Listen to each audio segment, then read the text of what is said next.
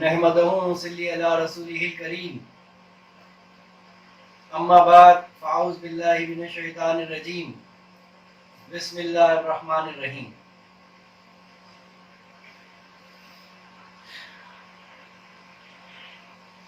आज के बयान का जो मौजू है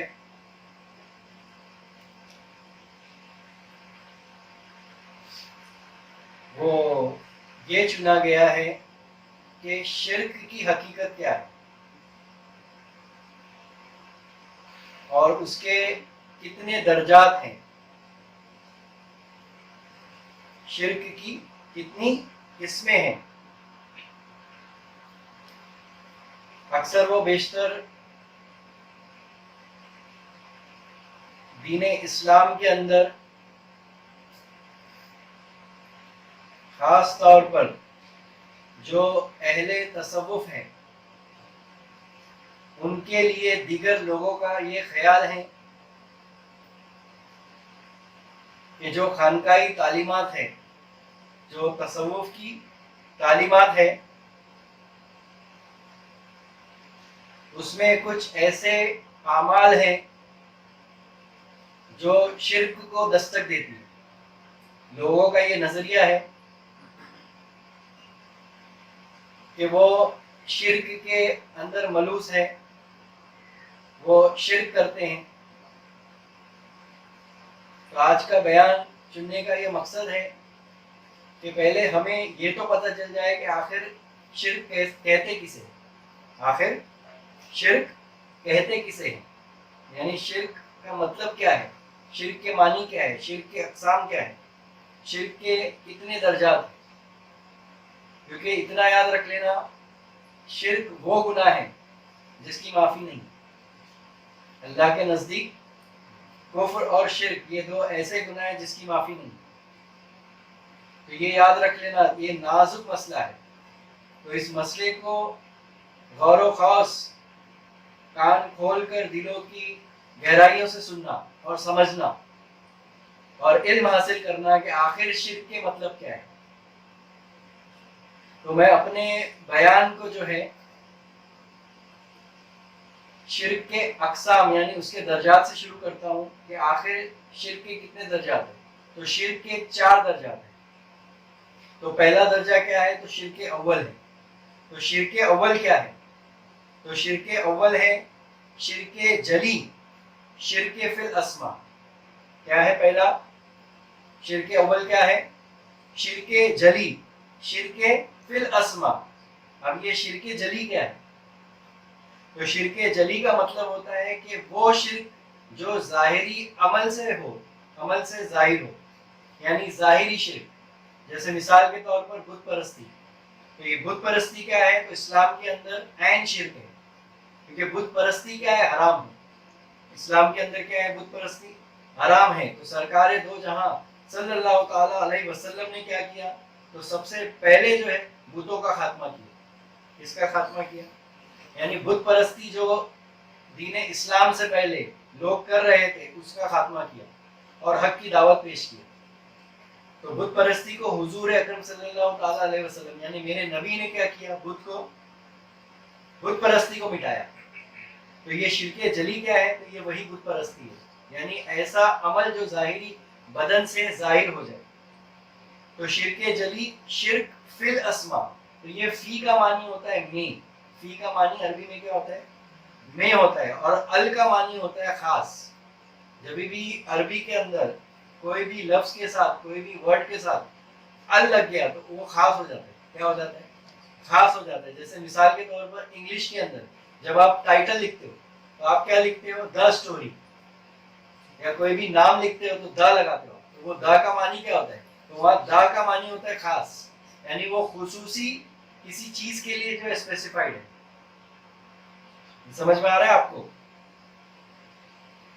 अल मानी अरबी के अंदर खास, तो अल अस्मा। तो यहाँ पर इतना याद रखना, इंग्लिश में अस्मा के मानी, अस्मा यानी इस्म की जमा, और इस्म का मतलब होता है नाम। इस्म का नाम मतलब क्या होता है, नाम, और इस्म की जमा अस्मा। तो इंग्लिश में इस्म को क्या कहते हैं, नाउन कहते हैं। और नाउन की तारीफ क्या है, नाउन की डेफिनेशन क्या है? A name of a place or a specified person or a thing. Noun की डेफिनेशन क्या बनती है इंग्लिश में, जिसको हम इस्म कहते हैं उर्दू में? क्योंकि इस्म की जमा अस्मा, तो शिर्क फिल अस्मा। तो अस्मा किससे बना? इस्म से बना, यानी इस्म की जमा अस्मा। तो इस्म यानी नाउन, इस्म यानी नाम, और इस्म की डेफिनेशन क्या है? A name of a place और अ थिंग, समझ में आ रहा? और अ पर्सन। लेकिन नाउन की भी दो कैटेगरीज है, दो टाइप्स होती है। एक होता है कॉमन नाउन, जो सबके लिए इस्तेमाल होता है, यानी तमाम जगह, यानी तमाम इंसान जिसका इस्म है, किसी का नाम इस्म उमर है, किसी का नाम जुबैर है, किसी का नाम जो है सिद्दीक है, किसी का नाम जो है अकबर है, समझ में आ रहा है? किसी का नाम सबिया है, चाहे वो मेल हो चाहे वो फीमेल हो, तो उसका अपना इस्म है, नाम है। तो ये किससे ताल्लुक रखता है? नाउन से ताल्लुक रखता है। लेकिन ये कौन से नाउन से ताल्लुक रखता है? ये कॉमन नाउन से ताल्लुक रखता है। किससे? Common noun.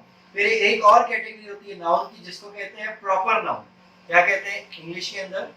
Proper noun. तो प्रॉपर नाउन जब भी आएगा तो ये मखसूस हो जाएगा, ये खास हो जाएगा, ये हर आम के लिए नहीं होगा। तो यहाँ पर अल अस्मा, फिल अल अस्मा क्या होता है? फिल अस्मा। तो फिल अस्मा यानी नाम में क्या है? तो अल का मानी होता है अल्लाह के नाम में। तो शिरके जली यानी अल्लाह के नाम में किसी के नाम को शरीक कर देना, ये क्या होगा? शिरके जली कहलाएगा। ये डेफिनेशन क्या बनेगी? शिरके जली कहलाएगी। तो शरीयत में हर चीज की जो इब्तिदा और इंतहा क्या है? हर शरीयत के अंदर हर चीज की इब्तिदा, वो इंतहा, फना वो बका किसके नाम से है? तो अल्लाह के नाम से। किसके नाम से है? अल्लाह के नाम से, यानी अल्लाह से है। इस्म वो है जो जात की तरफ इशारा करता है। इस्म क्या है? एंटिटी। जात यानी एंटिटी, इस्म यानी नाम, नाउन। तो जब भी आप नाम पुकारते हो, कॉमन नाउन, तो मैंने कॉमन नाउन पुकारा, क्या पुकारा? मैंने पुकारा अहमद, तो अहमद पलटेगा। क्या करेगा? अहमद पलटेगा। मैंने पुकारा सबिया, तो सबिया पलटेगी। तो मैंने क्या किया? मैंने क्या पुकारा? मैंने इस्म पुकारा, और उसकी जो जात है वो पलट गई, यानी एंटिटी, वजूद क्या हुआ? पलट गया। एग्जिस्टेंस उसका क्या हुआ? पलट गया। यानी उसका मुसम्मा क्या हुआ? पलट गया। और इतना याद रखना, कोई और नहीं पलटेगा, जिसका नाम होगा वही पलटेगा। तो इस्म की तारीफ जो जात की तरफ इशारा करे, जो एग्जिस्टेंस की तरफ इशारा करे, जो वजूद की तरफ इशारा करे, जो जात की तरफ दलालत करे, उसको हम क्या कहेंगे? इस्म कहेंगे।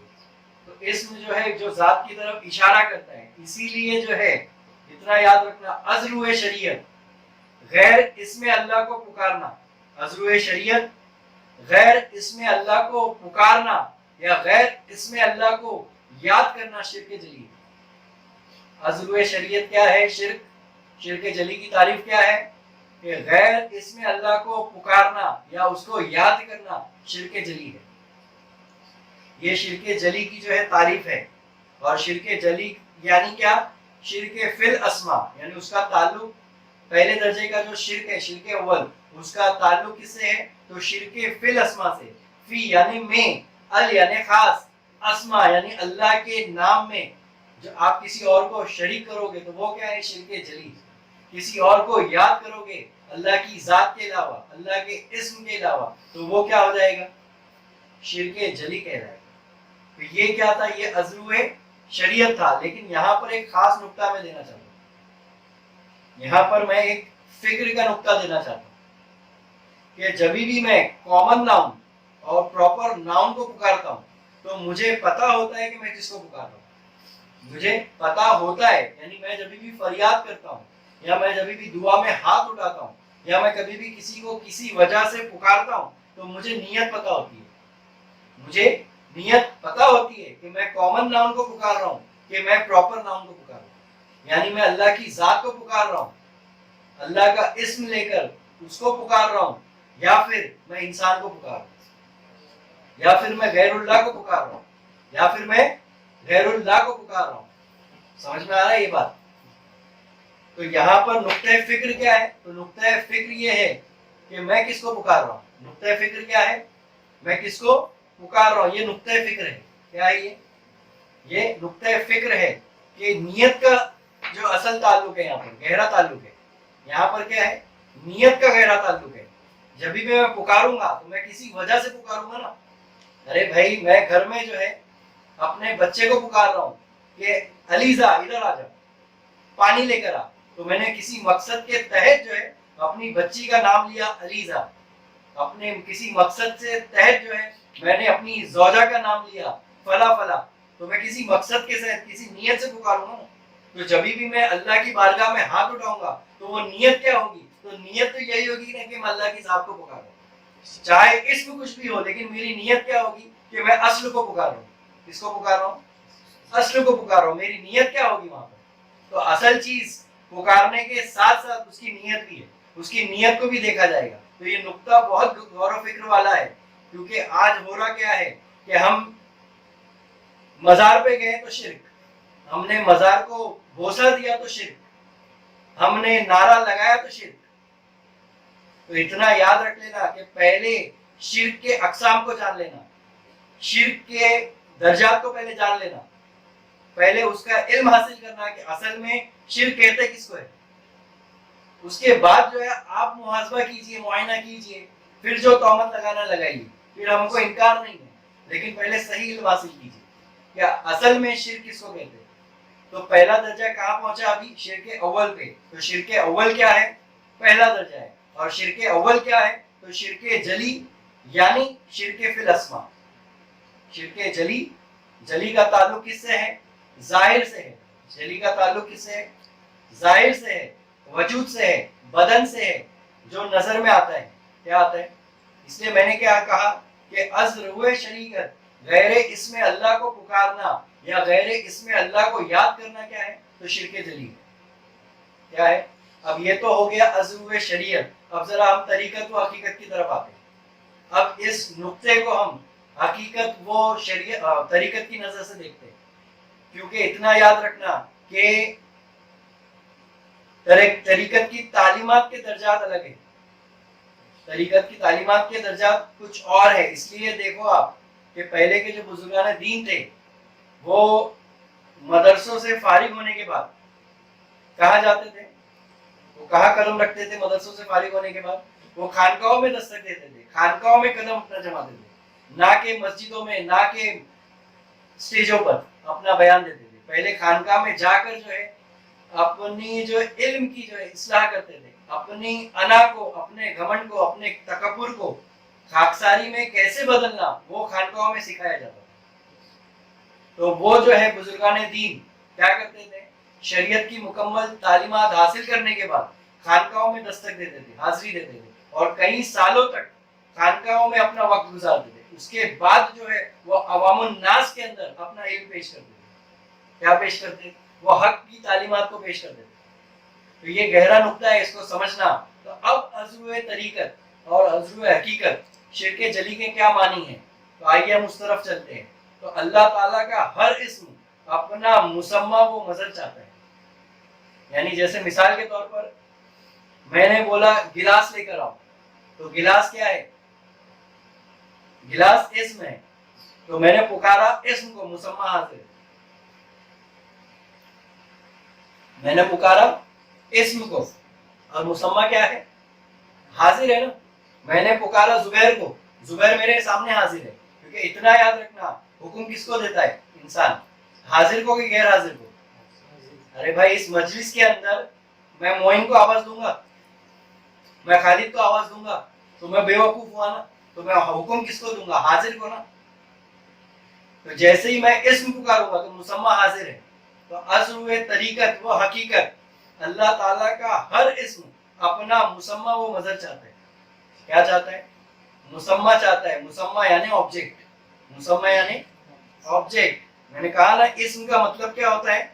इस्म का मतलब ये होता है जो जात की तरफ इशारा करे, जो वजूद की तरफ इशारा करे, जो एंटिटी की तरफ इशारा करे, जो एग्जिस्टेंस की तरफ इशारा करे, तो वो मुसम्मे की तरफ इशारा होता है। तो अज़्र तरीकत کیا ہے؟ کیا چاہتا ہے؟ وہ مسمہ چاہتا ہے، اس کا مظہر چاہتا ہے، کیونکہ مظہر کا مطلب ہی ہوتا ہے اظہار کرنے والا. تو جیسے ہی اسم آیا تو اس کا اظہار کرنے والا شامل ہو جائے گا. جیسے مثال کے طور پر اللہ رحیم ہے اور رحمان ہے، اللہ کریم ہے، تو کیا انسان رحیم نہیں ہے؟ انسان کے اندر رحمت والی صفت نہیں ہے، لیکن ہمارے اندر جو صفت ہے وہ صفت کیا ہے؟ وہ کیا ہے؟ تو وہ زیر والی صفت ہے، وہ خاکساری والی صفت ہے. وہ کیا ہے؟ تو وہ محتاج والی صفت ہے. اور اللہ کے پاس جو صفت ہے وہ مختار والی صفت ہے. اللہ کیا ہے؟ مختار ہے.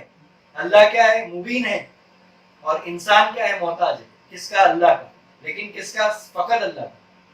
تو یہاں دو باتیں یاد رکھنا، وہ صفت انسان میں بھی موجود ہے، کیونکہ وہ صفت ظاہر ہو رہی ہے کس سے؟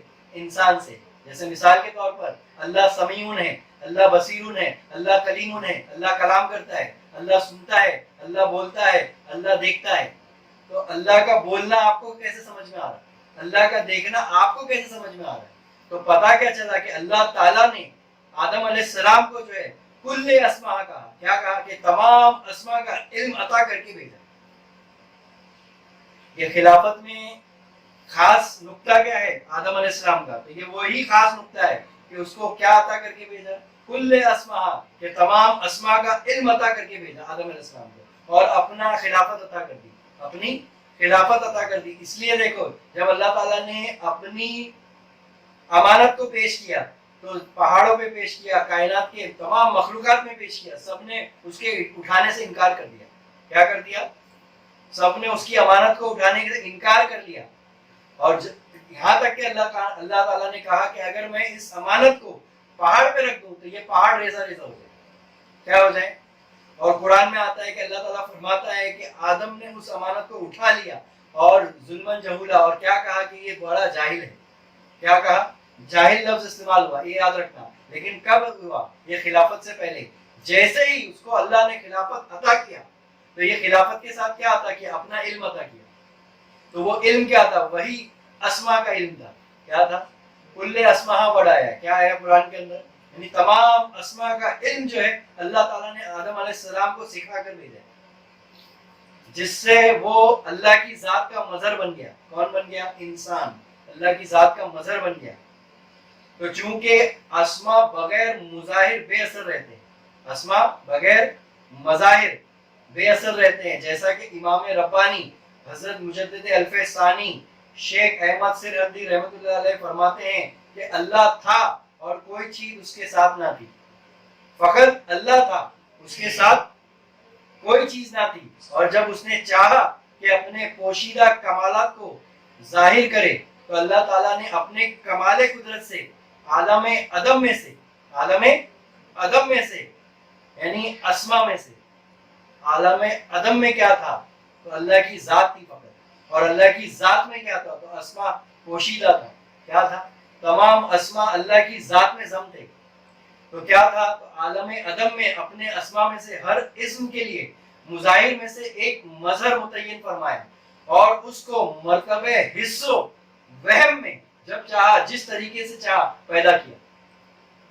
مرتبہ حس و وہم کے اندر تو اللہ تعالیٰ نے انسان کو کیا عطا کیا؟ حس عطا کیا. اتنا یاد رکھنا. شعور عطا کیا. کیا عطا کیا؟ آدم علیہ السلام کو کیا عطا کیا؟ وہ حس عطا کیا، وہ شعور عطا کیا، وہ وہم عطا کیا اللہ تعالیٰ نے، جو جانوروں کو نہیں ہے، کسی مخلوق کو اللہ تعالیٰ نے عطا نہیں کیا. کچھ جو ہے حس جانوروں میں موجود ہے، لیکن تمام حس جو ہے وہ موجود نہیں ہے. اور انسان کے اندر وہ تمام حس موجود ہے. بس یہ ہے کہ کچھ ظاہر ہے اور کچھ باطن ہے. ظاہر سے مراد کچھ ایکٹیویٹ ہے اور کچھ ڈی ایکٹیویٹ ہے. وہ حس، وہ شعور، وہ لطائف کیا ہے انسان کے اندر؟ کچھ ظاہر ہے یعنی ایکٹیویٹ ہے، یعنی سم کارڈ موجود ہے اندر اور اس کے اندر ریچارج ہے، تو آپ کیا کر سکتے؟ بات کر سکتے. لیکن سم کارڈ ہے، ٹاک ٹائم نہیں ہے. تو اللہ تعالیٰ نے سم کارڈ رکھا لیکن ٹاک ٹائم نہیں دیا. یعنی آپ کو ٹاک ٹائم کرنا پڑے گا. وہ محنت کر کے جو ہے وہ حس کو، وہ لطائف کو، وہ شعور کو بیدار کرنا ہوگا. کیا کرنا ہوگا؟ بیدار کرنا ہوگا. تو وہ مرتبہ حس و وہم جب چاہا جس کو طریقے سے چاہا پیدا فرمایا. کس کے اندر؟ آدم علیہ السلام کے اندر. تو یہ جو نقطہ تھا یہ طریقت و حقیقت کا نقطہ ہے کہ شرک جلی से मुराद क्या है, शिर्क फिल अस्मा से मुराद क्या है। अब आइए हम एक मिसाल से इसको समझते हैं कि अगर मैं एक अगरबत्ती लूं, एक अगरबत्ती का यानी 5, 6, 10 अगरबत्ती लूं और उसको अगर मैं जलाऊं और उसको जलाने के बाद ऐसा गोल गोल गोल गोल गोल घुमाते जाऊं तो क्या होगा, तो आप देखोगे कि दायरा बन जाएगा। क्या बन जाएगा, एक दायरा बन जाएगा। आप मेले में अक्सर जाके देखना कभी कि उन लोग जब वो घुमाते हैं, देखो रिंग को घुमाते हैं तो क्या बनता है, एक दायरा बन जाता है। तो वो दायरा क्या है, वो दायरा हकीकी नहीं है, वो दायरा वहमी है।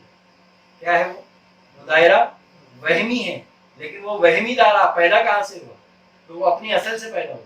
कहाँ से पैदा हुआ, वो उसी नुक्ते से वो दायरा वहमी पैदा हुआ। तो मुजद्दिद अल्फसानी ने एक मिसाल बेहतरीन पेश किया कि तेजी से गर्दिश करने वाले नुक्ता है और दायरे महुमा की सी है, मौजूद तो सिर्फ वही नुक्ता है और दायरा खारिज में मालूम है। वो खारिज में कोई नामो निशान नहीं रखता, लेकिन इसके बावजूद इस दायरे ने मर्तबे हिस्स वहम में सबूत पैदा किया। मैंने कहा ना कि अगर उसको घुमाते जाओ तो एक वक्त ऐसा आएगा, नजर आएगा कि वो दायरा मौजूद होगा। क्या मौजूद होगा, बाकायदा आपको दायरा नजर आएगा। तो वो दायरा पैदा कहाँ से हुआ, जबकि आप दायरा मौजूद था, क्या दायरा मौजूद नहीं था, बल्कि वो नुक्ता मौजूद था। उस नुक्ते ने क्या किया, वो दायरे को पैदा किया। तो इंसान उस वहम व गुमान में रहेगा कि बाकायदा दायरा है, लेकिन दायरा नहीं बल्कि वो नुक्ता है।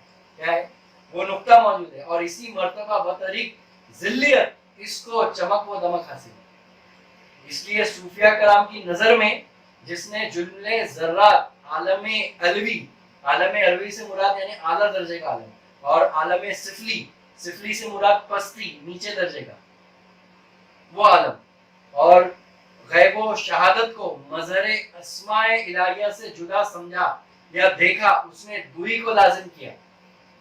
किसके अंदर, सूफिया कराम की नजर में।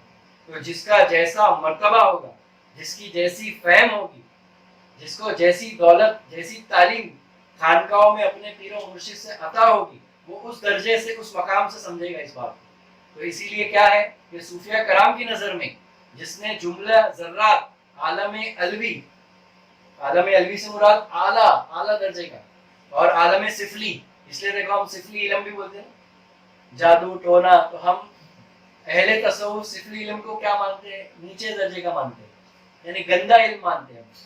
क्या मानते हैं, सिफली इल्म। गैब शहादत को मजहर इसमें इलाहिया से जुदा समझा या देखा, उसने दुई को लाजिम किया। फिर तौहीद कहाँ रही, शिर्क लाजिम हुआ। जो दो को मौजूद जाना, बस शिर्क क्या हुआ, मुशरिक हुआ। जो दो को मौजूद जाना वो क्या हुआ, मुशरिक हुआ। इसलिए इस्म से मुसम्मे की पैरवी करें। इस्म से क्या करें, ये नुक्ता है, ये क्या है, लतीफ नुक्ता है, ये इस्म से मुसम्मे की पैरवी करें। अब आइए आगे हजरत सैयद इफ्तिकार अली वतन साहब क़िबला रहमतुल्लाह अलैह क्या फरमाते हैं। तो आप फरमाते हैं कि जब सालिक की नजर से अस्मा व तायुनात का पर्दा उड़ जाए, अस्मा यानी इस्म, इस्म की जमा अस्मा, और तायुनात यानी ताल्लुक, यानी इस्म का मुसम्मे के साथ जो ताल्लुक है, तायुन है, अगर वो हट जाए तो फिर उसको बहरे वहियत यानी शान खुदाबंदी के सिवाय दूसरा नजर नहीं आता। फिर उसको शान खुदाबंदी के अलावा दूसरा नजर नहीं आता। हर मौजूद उसको ज़हूर ज़ात समझता है, और जब तौहीद का गुलबा होता है तो दुई की बू तक नहीं आती, वो दुई की बू को आने नहीं देता। इसलिए बंदा भी ज़ात का एक ज़हूर है। जैसा कि अगर एक कतरा और दरिया, जैसा कि एक कतरा और दरिया, अगर कतरा दरिये से जुदा है तो कतरा है, अगर वही कतरा दरिया में जम हो गया तो वो कतरा ना रहा बल्कि दरिया रहा। क्या रहा, दरिया रहा। तो इसीलिए क्या लिखते हैं, मकाम वस्ल में सोचो तो अल्लाह है ना बंदा है। मकाम वस्ल में सोचो तो ना अल्लाह है ना बंदा है, फकत एक नाम की है कैद, कतरा है ना दरिया। फकत एक नाम की है कैद, कतरा है ना दरिया है। फकत एक नाम की है कैद, कतरा है ना दरिया है। तो हम किस में फंसे हैं, हम इस्म में फंसे। हम किस में फंसे, इस्म में फंसे। हम तायुनात में फंसे। किस में फंसे, तायुनात में फंसे। तो पीर जो है वो तालीम अता करता है आशिकों को। किसको, आशिकों को, खादिमों को। किसको, गौर करना, आशिकों को, खादिमों को, मुरीदों को नहीं। کہ مرید کیا بننا؟ عاشق بننا. مرید کیا بننا؟ خادم بننا. کیونکہ مرید تو پہلی سیڑھی تھی, اب آگے چلنا ہوگا, اب عاشق بننا ہوگا, اب کیا بننا ہوگا؟ خادم بننا ہوگا. اب جو ہے خدمت سے وہ نقطے کو پانا ہوگا, اب جو ہے عشق میں آ کر ڈوب کر وہ نقطے کو پانا ہوگا. کیسا پانا ہوگا؟ عاشقی سے پانا ہوگا, سمجھے؟ عیاری سے نہیں, عقل سے نہیں, ناقص عقل سے نہیں, اس کے بھروسے پہ نہیں, سمجھے؟ تو کیسے پانا, تو وہ طریقہ بھی بتا رہے. اب آئیے حدیث پاک کہ سرکار دو جہاں صلی اللہ تعالیٰ علیہ وسلم کیا فرماتے ہیں. تو ایک روز حضور اکرم صلی اللہ تعالیٰ علیہ وسلم سے مشرکوں نے سوال کیا. کس نے سوال کیا؟ مشرکوں نے. مشرک یعنی کون؟ جو شرک کرتا ہے وہ مشرک, جو شرک کرتا ہے وہ مشرک. تو مشرکوں نے سوال کیا کہ ہم لوگ اپنے ساتھ ایک ایک اللہ متفرق رکھتے ہیں, یعنی الگ الگ رکھتے ہیں, کیونکہ بت پرستی کرتے تھے نا, تو وہ بت کو کیا مانتے تھے؟ خدا مانتے تھے. تو ہر ایک اپنے اپنے ساتھ کیا رکھتا ہے؟ ایک ایک متفرق یعنی الگ الگ اللہ رکھتا ہے, یعنی خدا رکھتا ہے, اور اس کی پوجا کرتا ہے, اس کی عبادت کرتا ہے, جس کو آپ بت کہتے ہیں, جس کو آپ بت کہتے ہیں, اور آپ ایک اللہ کہتے ہیں. ایک کیوں کر ہوگا؟ تو مشرک کیا کہتے ہیں؟ ایک کیوں کر ہوگا؟ تو حضور صلی اللہ علیہ وسلم نے ارشاد فرمایا کہ ہم تمام کی حقیقت کو, ہم تمام کی حقیقت کو ایک جان کر, ایک دیکھ کر ایک اللہ کہتے ہیں. سرکار دو جہاں صلی اللہ تعالیٰ علیہ وسلم کیا کہتے ہیں کہ ہم تمام کی حقیقت کو, نقطہ غور طلب ہے کہ ہم تمام کی حقیقت کو, لفظ تمام آیا ہے, یہ یاد رکھنا. کیا آیا؟ لفظ تمام آیا. ہم تمام کی حقیقت کو ایک جان کر, ایک دیکھ کر ایک اللہ کہتے ہیں. تو سمجھ کر پکار رہے آپ کہ اللہ ایک ہے, تو کل اللہ احد, تو ہم سمجھ کر پکار رہے. ہم کیا کر رہے ہیں؟ سمجھ کر پکار رہے, کل اللہ احد اشہد ان لا الہ الا اللہ. تو سمجھ کر گواہی دینا کہ وہ ایک کیسے ہے, وہ یکتا کیسے ہے, وہ واحد کیسے ہے, تب جا کر اس کی توحید سمجھ میں آئے گی. ورنہ آپ شرک میں مبتلا ہے, کیونکہ آگے اور بھی درجات ہے شرک کے. یہ تو ابھی میں ذکر جلی کی بات کر رہا ہوں. کس کی بات کر رہا ہوں میں ابھی تو پہلے اول درجے کی بات چل رہی ہے. تو کیا لکھتے ہیں کہ جب تو مٹے گا ہوگا غری کے یم وصال, رکھ کر خودی خدا کو پکارا تو کیا ہوا, رکھ کر خودی خدا کو پکارا تو کیا ہوا, جب دو سرا میں دوسرا موجود ہی نہیں, جب دو سرا میں, ایک سرا یہ سرا اور ایک سرا میں بتایا نا سفلی الوی, دو ہی سرے کیا ہے, سفلی اور ایک الوی, دو ہی سرے ہیں. تو یہ جب دو سرا میں دوسرا موجود ہی نہیں, بت کو اگر میں خدا پکارا تو کیا ہوا, بت کو اگر میں خدا پکارا تو کیا ہوا. تو یہ تو ابھی شرک جلی کی بات تھی. اب آئیے شرک دوم کی طرف چلتے ہیں. کس کی طرف؟ دوسرے شرک کی طرف چلتے ہیں, دوسرے شرک کے اقسام کی طرف, دوسرے مرتبے کی طرف چلتے ہیں. تو دوسرا مرتبہ کیا ہے؟ تو شرک خفی ہے. کیا ہے؟ شرک خفی. خفی یعنی چھپا ہوا, خفی یعنی پنہا, خفی کے معنی چھپا ہوا, شرک خفی. تو شرک خفی کو کیا کہا گیا؟ تو شرک فی الافعال, شرک فی الافعال, فی کا معنی میں, ال کا معنی خاص, افعال فعل کی جمع, فعل یعنی کام, فعل یعنی کام. تو کام کے اندر اللہ کو شامل کرنا, غیر اللہ کو شامل کرنا, یہ کیا ہے؟ تو شرک خفی. اعمال کے اندر, فعل کے اندر, افعال کے اندر, کیونکہ فعل کی جمع افعال, تو شرک فی الافعال. سمجھ میں آ رہا کہ نہیں آ رہا نقطہ؟ شرک فی الافعال, افعال یعنی فعل کی جمع افعال, فعل یعنی کام. انگلش میں فعل کو کیا کہتے ہیں؟ ورب کہتے ہیں. فعل کو کیا کہتے ہیں؟ ورب کہتے ہیں, کام کرنا. سبجیکٹ آبجیکٹ ورب, سمجھ میں آ رہا نا؟ سبجیکٹ آبجیکٹ ورب, ورب یعنی کام کرنا ہے نا. تو یہاں پر افعال سے مراد ہے. تو یہاں پر ال آیا ہے, تو الافعال یعنی اللہ کے کام میں, کسی کے غیر اللہ کو شریک کرنا. یہ یاد رکھنا اور سمجھنا ہے. ہم کو کیا کرنا ہے؟ سمجھنا ہے. تو اب آئیے ازرو شریعت, اس کی تعریف کیا ہے, اس کی ڈیفینیشن کیا ہے؟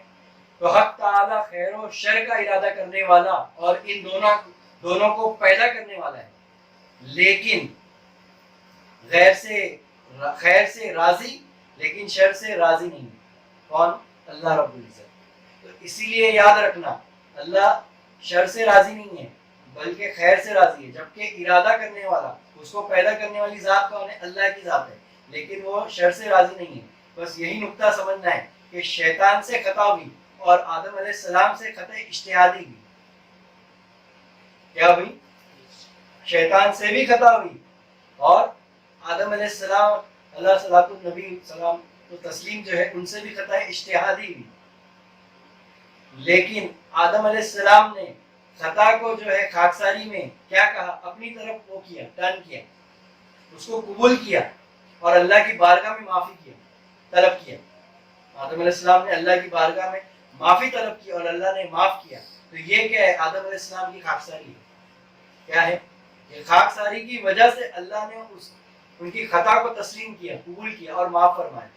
یہ خاکساری ہے، یہ قبول کیا انہوں نے اپنی خطا کو، یعنی انہوں نے اپنی خطا کو اپنے اوپر ڈالا، اللہ کی طرف رجوع نہیں کیا، اللہ کی طرف رجوع نہیں کیا، اس نے ٹرن نہیں کیا کہ تجھ سے خطا ہوئی، تیری وجہ سے خطا ہوئی، بلکہ یہ کہا کہ مجھ سے خطا ہوئی۔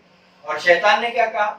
کہ مجھ سے خطا نہیں، بس تجھ سے ہوئی، یہ کرنے والا تو ہی ہے۔ بس یہ نقطے کو سمجھنا ہے کہ وہ شیطان ہو گیا، وہ ملعون ہو گیا، کیا؟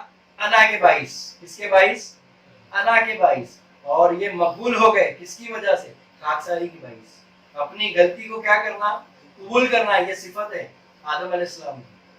اور اپنی غلطی دوسروں پہ تھوپنا، یہ صفت شیطانی ہے۔ اپنی غلطی کو دوسروں پہ تھوپنا، یہ صفت شیطانی ہے۔ نقطہ نکلتے چلا جا رہا ہے، دیکھو، سمجھتے چلے جانا۔ اپنی خطا کو دوسروں پہ ڈالنا، تھوپنا، یہ صفت شیطانی ہے۔ اور اپنی طرف ٹرن کر لینا اور جھک جانا اور معافی مانگ لینا، کیونکہ اللہ کو توبہ کرنے والے پسند ہے۔ اللہ کو کون پسند ہے؟ توبہ کرنے والے۔ اس لیے اللہ تعالیٰ فرماتا ہے کوئی ہے مجھ سے مانگنے والا، تو اللہ کو پسند ہے فریاد کرنے والا، مانگنے والا، گڑ گڑانے والا۔ خاک ساری میں آنا، یہاں تعلیم کس کی ہے؟ خاک ساری کی تعلیم ہے۔ تو شرک تو دستک دور دور تک کہاں سے دیتا؟ کہ جو ہے جو خاک ساری میں جیتا ہے، جو اپنے آپ کو زیر کر رہا ہے، وہ یہ کہہ رہا ہے کہ میں کچھ نہیں ہوں، تو سب کچھ ہے۔ جو یہ کہتا ہے کہ میں کچھ نہیں ہے، تو سب کچھ ہے، تو وہ تو کس کی طرف اشارہ ہے؟ تو مسمے کی طرف اشارہ ہے، وہ ذات کی طرف اشارہ ہے۔ کس کی طرف اشارہ ہے؟ وہ اینٹیٹی کی طرف اشارہ ہے، وہ ایگزسٹنس کی طرف اشارہ ہے، وہ اللہ کی وحیت کی طرف اشارہ ہے۔ تو پھر شرک تو دستک کہاں دے رہا؟ دور دور میں۔ تو بس سمجھنا کہ صوفیزم میں تعلیم کس کی ہے، تصوف میں تعلیم کس کی ہے، کہ اہل تصوف کس کا درس دے رہے، سمجھنا پڑے گا۔ اس کے بعد فیصلہ کرنا ہے نا، فیصلہ آپ کو کرنا ہے۔ ہمارا کام ہے کہ اس غلط فہمی کا ازالہ کر دینا، سمجھے؟ تو ازرو شریعت شرک خفی یعنی شرک فی الافعال، یعنی اس کا تعلق افعال سے، یعنی فعل سے، کام سے ہے۔ تو فی کا مطلب میں کہ اللہ کے کام کے اندر کسی کو شریک کر لینا، جیسے مثال کے طور پر نماز، جیسے مثال کے طور پر نماز، روزہ، حج، زکوٰۃ، یہ فعل ہے نا، یہ بدنی فعل ہے نا آپ کے۔ نماز آپ بدن سے کر رہے ہو نا، سمجھ میں آ رہا ہے؟ ایسا ہے۔ تو اب آئیے آگے کیا لکھتے ہیں؟ تو افعال کا پیدا کرنا حق تعالیٰ کی طرف منسوب ہے، اور ان افعال کا کسب بندوں کی جانب منسوب ہے۔ کسب کا مطلب ہوتا ہے کہ وہ چیز جو محنت سے حاصل کی ہے، وہ چیز جو محنت سے حاصل کری ہے، یعنی وہ وہبی نہ ہو۔ وہبی کا مطلب ہوتا ہے عطا کردہ۔ تو کسب الگ ہو گیا۔ تو اتنا یاد رکھنا، اگر آپ نے گناہ کیا، یعنی آپ نے کسب کیا نا، آپ نے کچھ عمل کیا نا، آپ نے کیا ہو، تو اس کا ذمہ دار کون؟ آپ۔ اور اگر آپ نے کچھ نیک کام کیا تو اس کی اجر کس کو؟ آپ کو۔ اور اگر آپ نے کچھ غلط کام کیا تو اس کا اجر کس کو؟ آپ کو، اللہ کو نہیں۔ کس کو نہیں؟ اللہ کو نہیں۔ اس کو سمجھنا پڑے گا، سمجھے؟ اور ازرو طریقت اور حقیقت کیا ہے؟ آئیے اب ہم اس کی طرف چلتے ہیں کہ ازرو طریقت و حقیقت کیا ہے۔ تو حق تعالیٰ ہی فاعل حقیقی ہے۔ حق تعالیٰ ہی فاعل حقیقی ہے۔ فعل، فاعل، مفعول۔ فعل یعنی کام، فاعل یعنی جو کام کرنے والا ہے، اور فاعل یعنی جس کا کام کیا جائے۔ تو فعل، فاعل، مفعول۔ تو مفعول کون ہے؟ تو حق وہی ذات ہے، اللہ رب العزت کی ذات ہے۔ تو اب آئیے اللہ تعالیٰ قرآن میں کیا فرماتا ہے؟ تو اللہ تعالیٰ فرماتا ہے اللہ تعالیٰ جو چاہتا ہے کرتا ہے، اور جو چاہے فیصلہ کرتا ہے۔ جو چاہے کرتا ہے اور جو چاہے فیصلہ کرتا ہے۔ اب ایک اور آیت میں جو وہ کرتا ہے اس سے کوئی نہیں پوچھ سکتا کہ وہ یہ کیوں کر رہا ہے, ایسا کیوں کر رہا, ویسا کیوں کر رہا, ہم نہیں پوچھ سکتے. ایک جگہ فرماتا ہے اللہ تعالیٰ بغیر حکم الہی ایک ذرہ بھی جنبش نہیں کر سکتا. بغیر حکم الہی ایک ذرہ بھی جنبش نہیں کر سکتا بغیر حکم الہی. لیکن خطا کو کس کی طرف منسوب کرنا؟ اپنی طرف, اور عطا کو اس کی طرف. خطا کو اپنی طرف اور عطا کو اس کی طرف. یہ نقطہ جاننے کے بعد ہر وقت وہ ایک نئی شان میں, ہر وقت وہ نئی شان میں. تو طریقت و حقیقت میں اپنے اختیار سے اور تمام عالم کے اختیار سے باہر آنا ہے. کیا آنا ہے؟ اپنے اختیار سے اور تمام عالم کے اختیار سے کیا آنا ہے؟ باہر آنا ہے. اور اس سے غرض یہ ہے کہ ایسے تمام حرکات و افعال کہ جن کو وہ اس سے پہلے اپنے اور دوسروں کی طرف منسوب کرتا تھا, اپنے اور دوسروں کی طرف منسوب کرتا تھا, اور ان کو اپنی طرف سے اور نیز دوسروں کی طرف سے جانتا تھا کہ پیسہ کمانے والا میں, کام کرنے والا میں, یعنی ہر چیز میں لگی ہوئی ہے. کیا لگی ہوئی ہے؟ ہر چیز میں لگی ہے. جبکہ اللہ تعالیٰ کیا فرما رہا ہے؟ رزق دینے والا اللہ, جنبش دینے والا اللہ, حرکت کرنے والا اللہ, افعال کرنے والا اللہ. اللہ تعالیٰ کیا فرما رہا ہے؟ اللہ. اور تم کیا فرما رہے؟ میں. بس یہی نقطے کو سمجھنا ہے. ان سب کو وہ حق کی طرف نسبت کرنے اور سب کو حق تعالیٰ کی طرف سے جانے اور اپنے تمام افعال کو حق کی طرف ایسے خیال کرے جس طرح کنجی کی حرکت کو ہاتھ کے ساتھ نسبت ہے اور مردے کی جنبش کو غسل دینے والے کے ہاتھ سے. مردہ جنبش کب کرے گا؟ جب غسال اس کو حرکت دے گا. تو مردے کو حرکت کس سے؟ غسال سے. تو اس طرح ہو جانا, اپنے آپ کو اس طرح کر دینا, اپنے خیال کو, اپنی نیتوں کو, اپنے ارادوں کو کیا کر دینا زیر کر دینا, کیا کر دینا. اور یہی نقطۂ توحید ہے. اسی عمل سے, اسی طریقے سے آپ نقطۂ توحید کو پہنچو گے, ورنہ آپ نہیں پہنچ سکتے. تو وہ طریقہ خانقاہوں میں سکھایا جاتا ہے کہ مردہ جو ہے غسال سے مردے کو حرکت ہے. تو مرید کو چاہیے کہ اس کا غسال کون ہے؟ اس کا پاک کرنے والا, اس کی نفس کو, اس کے قلب کو, اس کی روح کو جنبش دینے والا کون ہے؟ تو وہ پیر ہے. تو مرید کو چاہیے کہ وہ مردہ ہو جائے اور ایسے غسال کی طرح اپنے آپ کو حوالے کر دے, لیکن ظاہر سے نہیں بلکہ باطن سے, دل کی گہرائیوں سے اور روح سے. کیسے؟ فقط جسم سے نہیں, کیونکہ اتنا یاد رکھنا کہ فقط جسم کو حرکت جھکانے کا نام سجدہ نہیں ہے, بلکہ دل بھی جھکنا چاہیے. سر کے ساتھ کیا جھکنا؟ دل بھی جھکنا. تو یہاں وہ معنی ہے. کیا ہے؟ تو یہ کیا تھا؟ شرک دوم. اب آئیے تیسرے درجے کی طرف چلتے ہیں, شرک سوم. تو شرک سوم کیا ہے؟ تو شرک سوم ہے شرک اخفا, شرک جلی, شرک خفی اور شرک اخفا. اخفا کے معنی بہت زیادہ چھپا ہوا. شرک اخفا یعنی خفی یعنی چھپا ہوا, اخفا یعنی بہت زیادہ چھپا ہوا, یعنی لطیف. اس کو میں اگر اصطلاحی معنی میں اگر میں بیان کروں, الگ ٹرمینالوجی کے اندر میں اگر اس کو بیان کروں, تو میں اس کو کیا کہوں گا؟ لطیف کہوں گا. کیونکہ لطیف وہ ہے جس کو آپ پکڑ نہیں سکتے, جس کو آپ دیکھ نہیں سکتے, جس کو آپ چھو نہیں سکتے. تو یہ وہ اخفا کا مقام رکھتا ہے. کیا رکھتا ہے؟ اخفا کا مقام رکھتا ہے. تو ایسا درجے کا بھی شرک ہے جس میں انسان ملوث ہے. تو اس کی خبر کون دے گا؟ ارے شرک جلی کی خبر تو کوئی بھی دے دے گا آپ کو. چلو شرک خفی تک کوئی بھی جان لے گا, لیکن شرک اخفا تک کیسے پہنچے گا؟ ارے شرک اخفا کی خبر آپ کو نہیں تو دوسروں کو کیسے ہوگی؟ ارے خود آپ کو نہیں ہے کہ آپ کس میں ملوث ہو؟ شرک اخفا کر رہے ہو, لیکن آپ کو خود خبر نہیں, تو آپ اس کو مٹاؤ گے کیسے؟ تو تمام پتہ کیا چلا کہ پوری زندگی کس میں رہے آپ؟ شرک اخفا کے اندر ہے, اور آپ کو خبر تک نہ ہو. تو پیر کامل کیا کرتا ہے؟ اس کا آئینہ بن کر سامنے کھڑا ہوتا ہے, اور اس کے باطن کو, اس کے باطنی صفات کو, اس کے باطنی اسما کو, اس کے باطنی وجود کو, اس کی ذات کو, اس کی روح کو, اس کے قلب کو, اس کے لطائف کو اس آئینے کے اندر دکھاتا ہے, تاکہ وہ اس اخفا سے باہر آ سکے, وہ شرک اخفا کے مقام سے باہر آ سکے, اس کو سمجھ سکے. سمجھ میں آ رہا کچھ؟ تو اس کا تعلق کس سے؟ فی صفات. کیا ہے؟ फिल सिफात क्या है? फिल सिफात, फी यानी में, सिफात में, लेकिन यहाँ हर एक की सिफात नहीं, यहाँ अल आया है, अल सिफात, फिल सिफात। तो अल यानी खास, यानी अल्लाह की सिफात में किसी गैरुल्लाह को शामिल करना क्या है? शिर्क अख्फा है। और अख्फा यानी लतीफ, बहुत ज्यादा छुपा हुआ। तो इसकी मिसाल क्या है? तो एक हदीस मुबारका से समझिए इसको। अज़्ल शरीयत एक हदीस मुबारका है कि हुजूर अकरम सल्लल्लाहु ताला अलैहि वसल्लम ने फरमाया कि मेरी उम्मत में शिर्क इस चोटी की चाल से ज्यादा छुपा हुआ है। मेरी उम्मत में शिर्क, तो यहाँ पर जो शिर्क सरकार दो जहां सल्लल्लाहु ताला अलैहि वसल्लम फरमाते हैं, तो अहले तसव्वुफ उसको क्या कहते हैं? शिर्क अख्फा कहते हैं।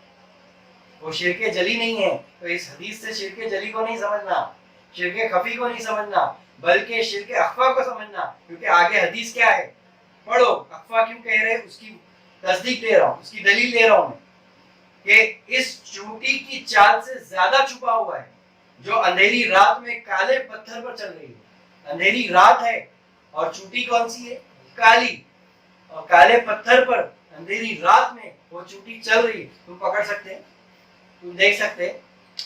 तो शिर्क उस तरह है, ये शिर्क उस तरह है। तो पता क्या चला, ये शिर्क जली की बात नहीं हो रही इस हदीस में, शिर्क जली की बात नहीं हो रही, शिर्क खफी की बात नहीं हो रही, बल्कि खफीउल खफी की बात हो रही है। खफीउल खफी यानी अख्फा। तो कौन कहता है कि शिर्क अख्फा नहीं? अरे मौजूद है, तुमको खबर नहीं। क्या है? अरे तुमको खबर नहीं। तो पीर क्या करता है? उसकी खबर अता करता है। पीर कामिल वो होता है जो उसकी खबर अता करता है। पीर कामिल वो होता है जो उसकी खबर अता करता है। क्योंकि सरकार फरमा रहे हैं। तो शरीयत में शिर्क अख्फा के मानी खुदा के सिवा किसी दूसरी शख्सियत से नफा और नुकसान को देखना है। नफा और नुकसान को, अब याद रखना, अब आप हाथ उठा रहे हैं, दुआ मांग रहे अल्लाह से और खड़े हैं मजार के सामने, अब जरा मुआयना करना होगा, मुहासबा करना होगा, इल्म की रोशनी में देखना होगा, टटोलना होगा कि ये शिर्क है कि ये हक है। अरे आपकी नीयत क्या है उस वक्त? आपका दिल किधर है? हाँ, आपका दिल किधर है? आपका लतीफा किधर है? तो आपका लतीफा तो अल्लाह की तरफ है। अरे उस मजहर की तरफ है ना, उस जात की तरफ है ना, उस एग्जिस्टेंस की तरफ है कि इस एग्जिस्टेंस की तरफ है। और ये किधर है? अरे मर के किधर गए? तो इन्ना लिल्लाहि व इन्ना इलैहि राजिऊन, किधर गए? तो वो मिल गए ना कुदरत में। तो मिलके बने क्या? अरे वही अस्मा बने। क्या बने? मिलके बने क्या? वही अस्मा में समा गए। मिलके मर के बने क्या? वही जात में समा गए। मिलके बने क्या? वही सिफात में समा गए। तो सुनने वाला कौन? अब वो फरियाद सुनने वाला कौन? अब वो देखने वाला कौन? तो गौर करना होगा, नुक्ता है ये, गौर करना होगा इसमें कि अब वो देखने वाला कौन है जिससे तुम फरियाद कर रहे हो? अब वो सुनने वाला कौन है जो गैब से सुन रहा है और जो गैब से मदद भी कर रहा है? जिसको मदद आती है तो वो तो कहते हैं ना डंकी की चोट पर, जिसको नहीं आती वो कहे ना शिरके शिरके। अरे जिसको आती हो मदद, जिसको आवाज आती हो, तो वो क्यों शिर्क कहे? वो तो हक हक के नारे लगाएगा। हाँ तो फिर तो तुम तो गूंगे और बहरे हो ना, तो हम क्या करें? तो अपना इलाज कराना, वो आंख लेना पीर से, वो कान लेना, वो समात लेना पीर से कि गैब से निदा आने लगे। क्या आने लगे? गैब से निदा आने लगे। वो समात लेना, वो बसीरत लेना, वो बसारत लेना, और फिर नजारे करना। तो फिर शिर्क कहाँ और फिर तौहीद कहाँ, फिर हक कहाँ और बातिल कहाँ? खुद मुआयना करना, खुद मुहासबा करना। समझ में आ रहा है? तो ये क्या था? तीसरा दर्जा था, शिर्क अख्फा, शिर्क फिल सिफात। अब आइए अज़्रुए तरीकत व हकीकत, ये तो मैंने शरीयत बताया। अब आइए अज़्रुए तरीकत व हकीकत, सूफिया कराम क्या फरमाते हैं शिर्क सुवम के बारे में, शिर्क फिल सिफात के बारे में, शिर्क अख्फा के बारे में। तो अपने तमाम सिफात को नेस दूसरों की तमाम सिफात को सिफात हक जाने और अपनी हर सिफत और दूसरों की हर सिफत को कि जिससे मुराद इल्म, जिससे मुराद इल्म और इरादत यानी इरादा और मशीयत, मशीयत का मतलब होता है मर्जी खुदा, और कुदरत और समा और कलाम वगैरह है। جس طرح اسے پہلے اپنی طرف اور دوسروں کی طرف نسبت رکھ کرتا تھا، اپنی ملکیت اور دوسروں کی ملکیت جانتا تھا، سب کو حق کی طرف نسبت کرے اور حق کی صفات جانے، حق کی صفات جانے. تو سید افتخار الحق علی وطن صاحب قبلہ رحمۃ اللہ علیہ کیا فرماتے ہیں؟ تو حقیقت نظر کو دیکھنا اس شرط سے کہ نظر سے حجاب حواس حیوانی دور ہو تاکہ حواس انسانی کو پہنچے. کیا ہو؟ حواس حیوانی دور ہو تاکہ حواس انسانی کو پہنچے، اور حواس انسانی سے آثار رحمانی کو دیکھنا. اس کو دیکھنا، آثار رحمانی کو دیکھنا چاہیے کہ حقیقت بینائی کیا ہے، اور اس بینائی میں بینا کون ہے، اس بینائی میں بینا کون ہے، اس دیکھنے والے میں دیکھنے والا کون ہے، کون دیکھنے والا موجود ہے، کون ہے مجھ میں جو بولتا ہے، کون ہے مجھ میں جو دیکھتا ہے. اس بینا کے اندر دیکھنا کون ہے، بینائی والا کون ہے، دکھانے والا کون ہے، دیکھنے والا کون ہے، شاہد کون ہے، مسجود کون ہے، ساجد کون ہے، مسجود کون ہے. تو سمجھنا ہوگا. تو پیر کیا کرتا ہے؟ مریدوں کو مراقبہ عطا کرتا ہے. کیا عطا کرتا ہے؟ اور وہ مراقبے کے ذریعے جو ہے وہ منزلات کو طے کراتا ہے کہ شاہد کون اور مشہود کون، شاہد کون اور مشہود کون، ذاکر کون اور مذکور کون، ساجد کون اور مسجود کون، ذکر کرنے والا ذاکر اور جس کا ذکر کیا جائے وہ مذکور. اور ذکر یعنی اللہ اس کے رسول کا ذکر، کلمہ طیب، ذکر یعنی کلمہ طیب. تو وہ جو ہے مراقبے کے اندر اس کا مشاہدہ کیا جاتا ہے. اس میں کیا جاتا ہے مشاہدے کے بنا چارہ ہی نہیں، یہ یاد رکھنا. اس کے بنا مشاہدہ مراقبے کے بنا پاسبل ہی نہیں. کیا نہیں ہے؟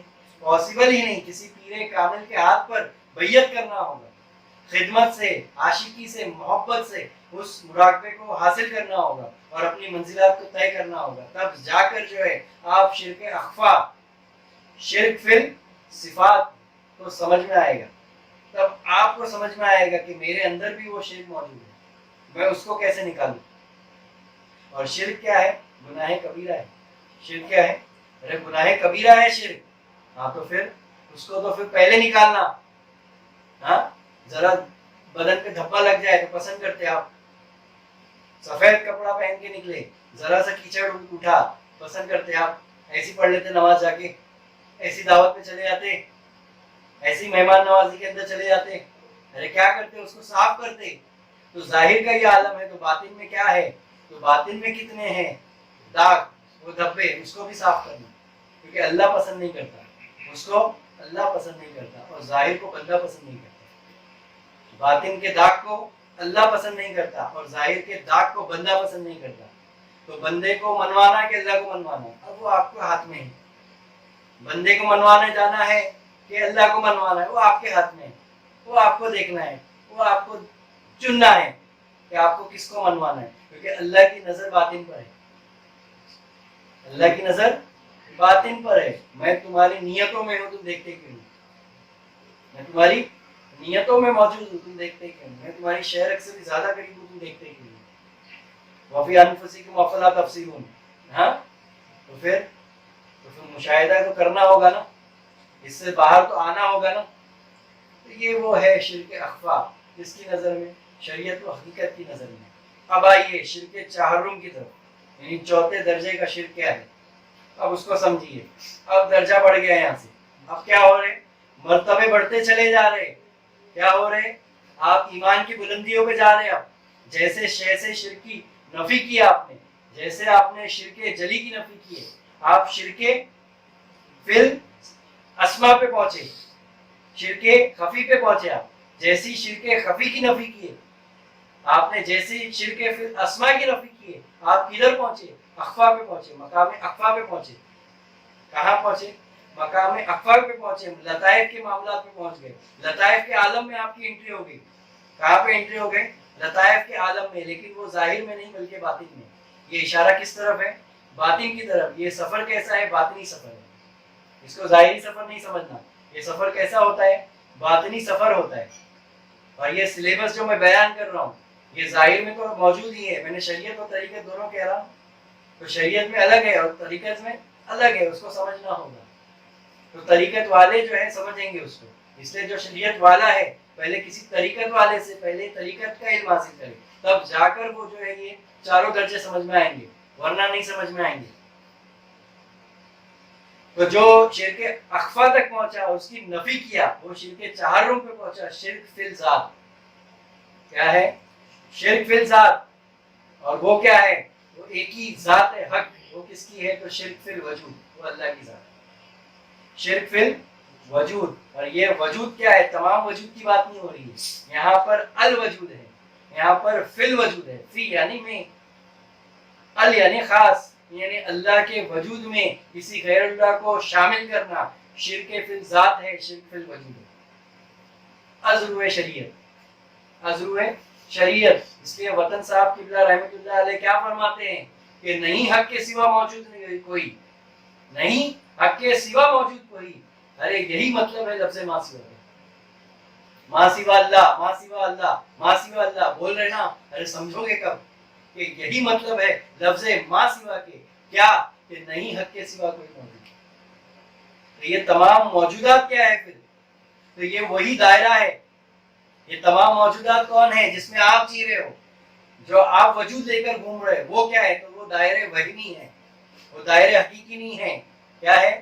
وہ نقطہ حقیقی نہیں ہے، بلکہ کیا ہے؟ وہ نقطے سے جو پیدا ہوا دائرہ ہے، وہ وہمی دائرہ ہے جو وجود آپ کا ہے۔ اس کو اہل تصوف جو کہتے ہیں وہ ممکن الوجود کہتے ہیں۔ کیا کہتے ہیں؟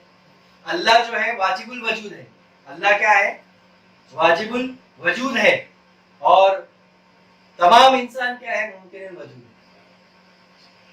تو ممکن الوجود محتاج ہے کس کا؟ واجب الوجود کا۔ تو ممکن الوجود کی حیثیت کیا ہے؟ تو وہ واجب الوجود سے، اور اللہ کا وجود کسی سے نہیں، وہ خود سے ہے۔ کیا ہے؟ یہ اس کی تعریف ہے، واجب الوجود اور ممکن الوجود۔ تو کلمے میں یہ 6 مقام ہیں، آپ کو سمجھنا ہوگا۔ کیا ہے؟ یہ تعلیم ہے نا سلسلے کے اندر، ہاں قادریہ اور چشتیہ سلسلے میں یہ تعلیم خاص ہے کلمے کی۔ کیا؟ تو وہ مقام منزل ہے، مرتبے ہیں، درجات ہیں، ممکن الوجود، واجب الوجود، اور بھی کئی وجود ہے، شاہد الوجود، اس کی بات بعد میں سمجھنا، پہلے ممکن الوجود کو سمجھو اور واجب الوجود کو سمجھو، تو سب خود بخود سمجھ میں آ جائے گا، سب خود بخود سمجھ میں آ جائے گا۔ تو واضح ہو کہ کلمہ لا الہ الا اللہ میں 2 لفظ غور فکر ہے۔ کیا ہے؟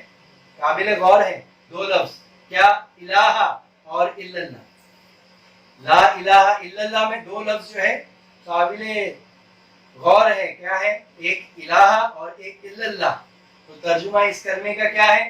اللہ کے سوا کوئی اور الہ نہیں ہے، اللہ کے سوا کوئی اور الہ نہیں ہے، یعنی ساری کائنات میں ایک ہستی الہ ہے، اور اس کا نام اللہ ہے، اس کا نام اللہ ہے، جس کو حکمہ اپنی اصطلاح میں واجب الذات یا واجب الوجود کہتے ہیں۔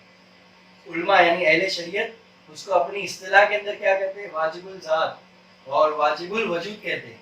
قرآن اسے اپنی اصطلاح کے اندر الہ سے تعبیر کرتا ہے، قرآن اپنی اصطلاح کے اندر کیا کرتا ہے؟ اس کو الہ سے تعبیر کرتا ہے، اور اس کا نام اللہ رکھتا ہے، اور اس کا نام اللہ رکھتا ہے۔ تو اللہ نام کس کا ہے سمجھنا ہوگا، کلمے میں سمجھنا ہوگا۔ بہت لطیف نکتہ ہے، کیونکہ مقام دیکھو نا 4تھے درجے پہ پہنچ گیا، اب یہاں ہائٹ سے بات ہو رہی ہے، اب تھوڑا اس مقام پہ آ کے دیکھنا ہوگا، ورنہ تب تک سمجھ میں نہیں آئے گا۔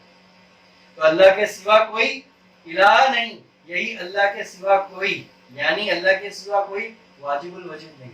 تو تمام واجب الوجود کس سے ہے؟ تو اللہ سے۔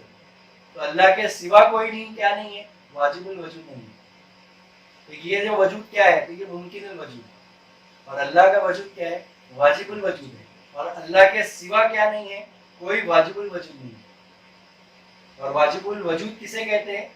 جو از خود موجود ہو، یعنی جو خود سے ہو، جس کا ہونا ضروری اور نہ ہونا محال ہو، اور جس کا وجود خانہ ذات ہو، یعنی جسے غیر نے وجود عطا نہ کیا ہو۔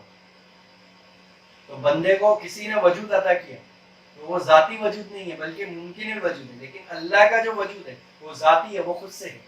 کیا ہے؟ خود سے ہے۔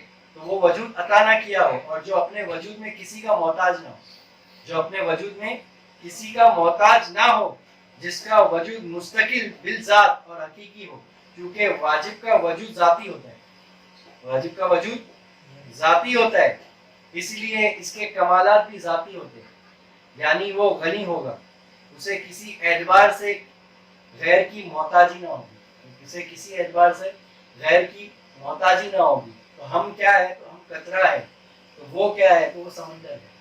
تو اس قطرے کو کیا کرنا؟ اس سمندر میں ضم کرنا، بس یہی نقطہ توحید ہے، یہی نقطہ توحید ہے۔ تو توحید میں غرق کیسے ہونا؟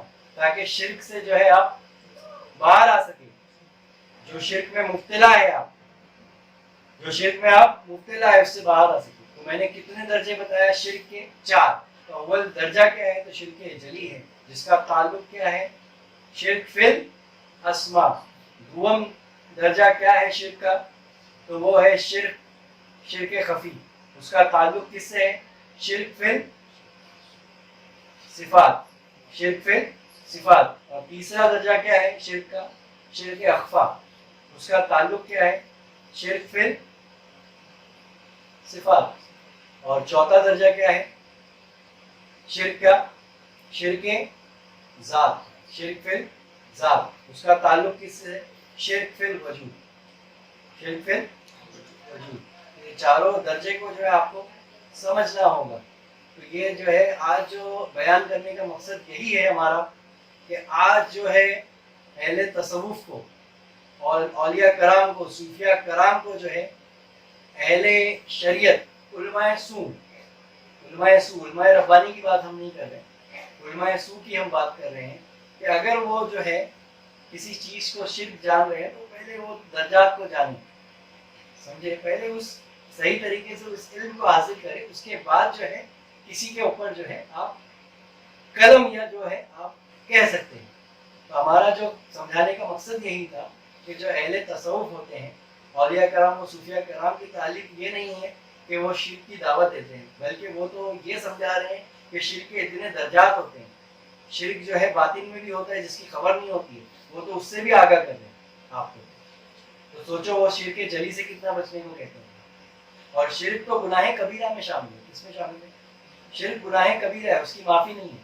کفر اور شرک اللہ کے نزدیک معافی نہیں رکھتا، یہ یاد رکھنا، یہ ایسا ویسا گناہ نہیں ہے، ہاں، تو اس کی معافی نہیں ہے، اور اللہ رحمان و رحیم ہے، معاف کرنے والا ہے۔ تو اللہ ہم تمام کو جو ہے حقیقت سے روشناس عطا فرمائے، اور اپنے پیر کامل کی جو ہے صحبت نصیب عطا فرمائے، اور خدمت سے وہ نقطے کو جو ہے حاصل کرنے کی توفیق و رفیق عطا فرمائے۔ وآخر دعوانا الحمدللہ۔